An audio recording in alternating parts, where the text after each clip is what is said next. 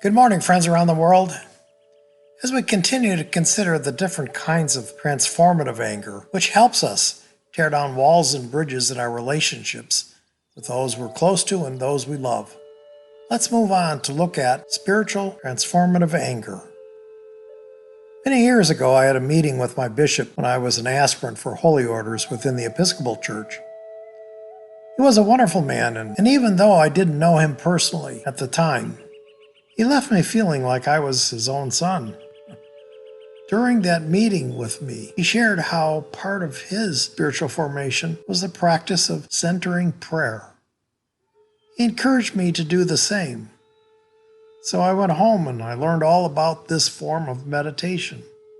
Each morning from then on, I'd get up and I'd find myself a quiet place and I'd sit and I'd meditate.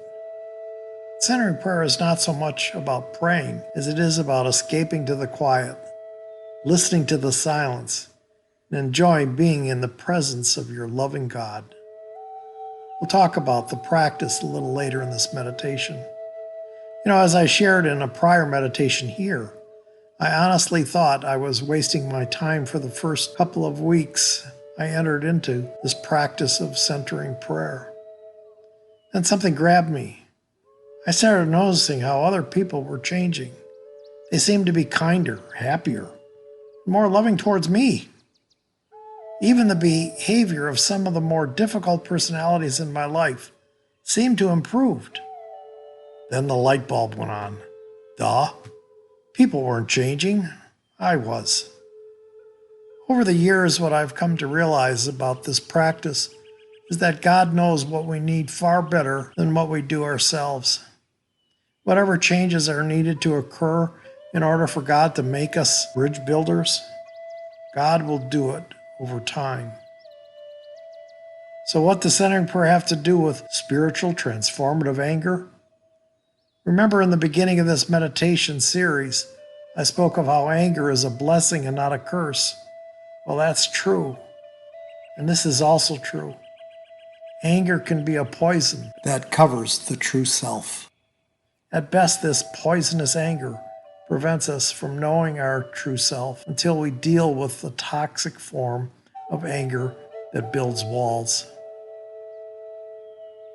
And I am proposing here that centering prayer is a means by which we can, over a period of time, bring us to not only know who our true self is, but become our true self.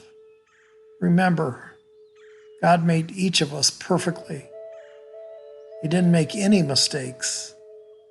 What the world sees in most of us is the false self, the wounded self which hides or covers the true self within. Centering prayer peels away the false self and sets us free to be who God created us and wanted us to be. It's where we find our meaning and purpose in life.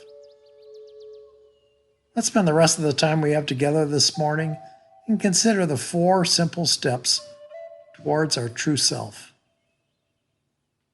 1. Choose a sacred word as the symbol of your intention to consent to God's presence and action within. 2.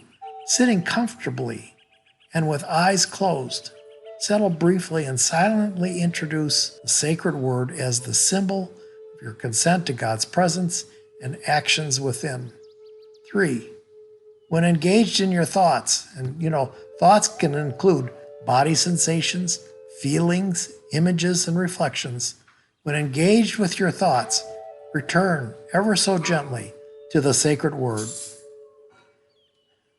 4. At the end of the prayer period, remain in silence with eyes closed for a couple of minutes. If you want to start centering prayer, start off small.